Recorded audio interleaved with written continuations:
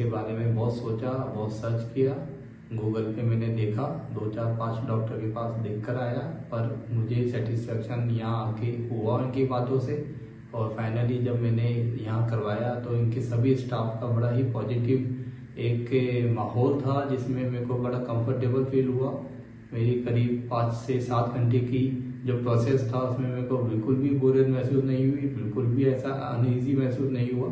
और thanks to sir Dipesh Goyal ji and यहाँ के सारे स्टाफ कि उन्होंने मेरे को वापस से एक अच्छा लुक देने की कोशिश करी। और मैं होप करता हूँ कि आज से 4 महीने बाद मैं एक और वीडियो बनाऊंगा जिसमें मेरे बहुत अच्छे बाल होंगे, जिसके लिए मैंने ये सब कराया है। तो thank you sir and team.